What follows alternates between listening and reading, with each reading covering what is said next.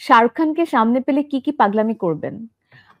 I wa I think I want to have a conversation with him. আচ্ছা। আমি উনাকে জিজ্ঞেস করব উনি কেমন আছে, কি হুম, হুম। আছে। And I want to share the memory যে ছোটবেলা থেকে কিভাবে তার কাজ দেখে আমি বড় হয়েছি এবং তার কাজ ছোটবেলা থেকেই আমার পছন্দ ছিল। আমার মনে আছে যে আ শাহরুখ খান অনেক favourite?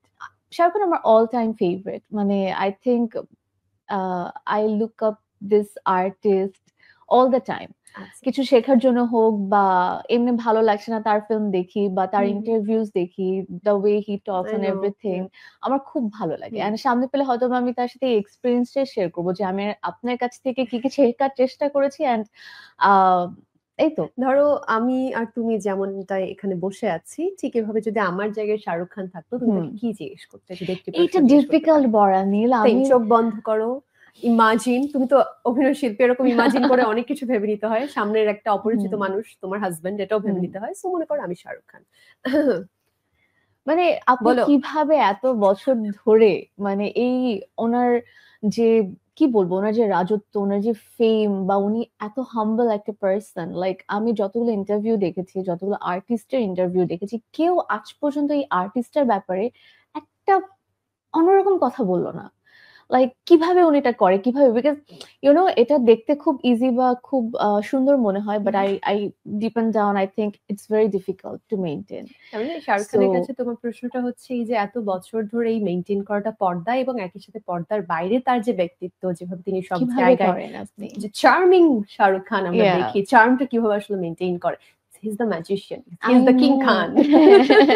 Well enough Right. About Shahrukh Khan. Next. আরেকটা প্রশ্ন, নেক্সট। আমাকে কি সবগুলো প্রশ্নের উত্তর দিতে না, হবে? এটাই শেষ। আপাতত তোমার পরীক্ষা আমরা এখানে শেষ করছি। কোন গুজবটি সাফাকে অনেক কষ্ট দিয়েছিল?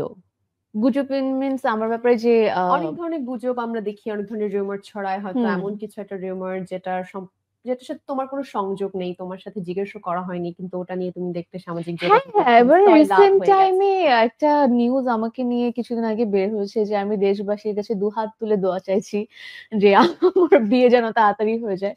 তো তো এইসব নিউজ দেখলে আ ওয়েল অ্যাকচুয়ালি আমি এখন এটা মেনে নিয়েছি যে হুম, আমাকে হয়তোবা মানুষ অনেক ভালোবাসে। আমাকে নিয়ে কথা বলতেও তারা ভালোবাসে। ভালোটা বলতেও ভালোবাসে, হুম। মন্দটা বলতেও ভালোবাসে। সো আমি আসলে এগুলোতে খুব বেশি একটা এফেক্টেড বা খুব একটা কাঁদি না। বিকজ আমার কাছে তুমি যদি একটু নোটিস করে থাকো, আমি কিন্তু আমার কোনো নেগেটিভ নিউজ বা আমাকে নিয়ে কোনো কিছু যা হয় বা লিখে এটা নিয়ে খুব বেশি একটা আমার কোনো স্টেটমেন্ট বা কোনো রিঅ্যাকশনস বা কোনো আম কিছু নিয়ে আমি সামনে আসি না। বিকজ এটার কারণটা আমি আজকে বলে দিই যে আমি কেন এটার ব্যাপারে কোনো স্টেটমেন্ট বা কিছু বলি না। কারণ আমার কাছে প্রথমত মনে হয় যে it's nothing related with me. আমার সাথে কোনোভাবে এই ব্যাপারটার কোনো সম্পর্ক নেই। সো এটা নিয়ে আমি এখন কথা বলব, এটা নিয়ে কথা বাড়বে। আরেকটা যেটা সত্যি অ্যান্ড বাস্তবতা হচ্ছে যখন একটা নিউজ আমাদের ব্যাপারে বের হয়ে যায়, তখন ওটাকে যতই আমি বলি যে এটা আমি করিনি, এটা হয়নি বা আমি এটা জানি না, people will not understand, people will not believe it. Because একটা যেটা দেখে থাকে ওটা নিয়েই তারা বারবার বলতে থাকে, বারবার কমেন্ট করতে থাকে, এটা আমি মুছে ফেলতে পারব না। Right?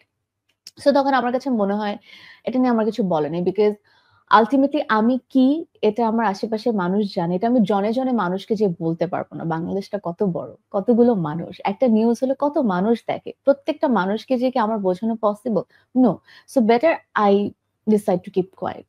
Okay, Yeah. That's great. So rumour হোক, যাই হোক, কোনো যেটা আমার গুজব সাথে ছড়ালেও সম্পৃক্ত হ্যাঁ, না সেটা নিয়ে আমি কথা বলি না। সেটা বাট নিয়ে যখন মনে হয় যে না আমি একটা কিছু করে ফেলেছি, বলে ফেলেছি যেটা নিয়ে আমার দর্শকের সামনে আসা উচিত, শেয়ার যেটা করা নিয়ে আমি দরকার। একবার করেছিলাম হুম, যে আমি ভুলবশত একটা কথা বলে ফেলেছি হুম। যেটা একটা মিসআন্ডারস্ট্যান্ডিং হয়েছে যেটা আমি ক্লিয়ারেন্স দিয়েছি।